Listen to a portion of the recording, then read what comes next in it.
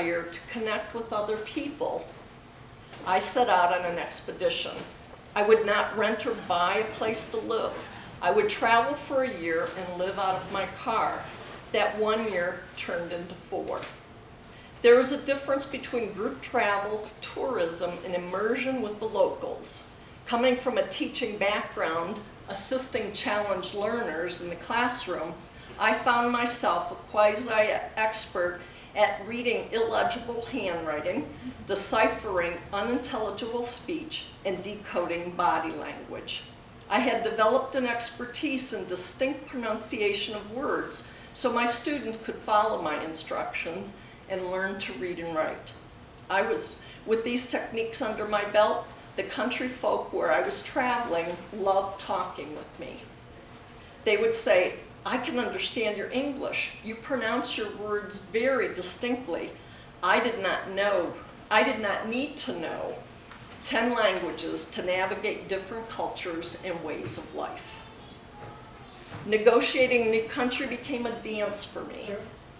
It was about connection and immersion rather than tourism.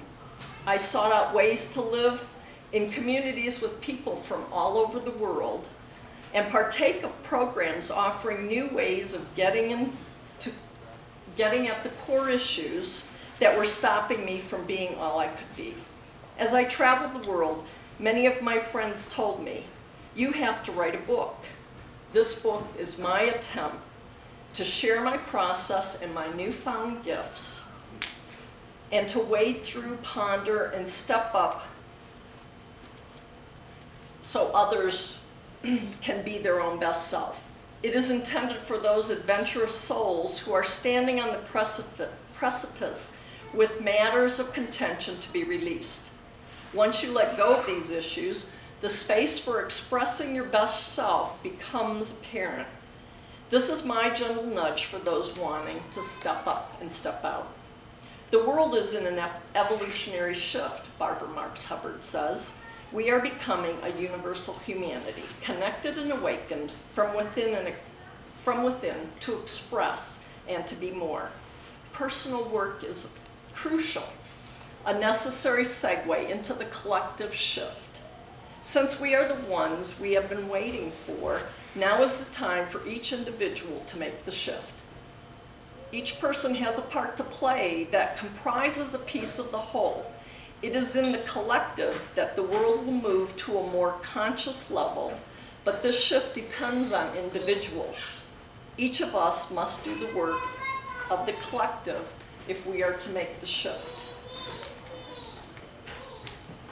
And so I invite you to lower or close your eyes, and if you're willing, I would like to take you into a vision experience about what's truly possible in this world. So take a deep breath and let it out. Imagine that you're able to move forward in time, decades out into the future. Remarkable events have occurred in the world around you. There is now a human presence on this planet that has resourced and is caring for the natural environment, that has come to value all of life. In this future world, human beings of all colors and cultures live equitably and harmoniously, and they are emotionally and spiritually fulfilled. Allow yourself to be guided by some of the children from the future. Let yourself be touched by the sound of their laughter and the warmth of their hands in yours as they show you around the world. Imagine that you are living in that world now. What do you see? What stands out as you look around? What has changed for the better?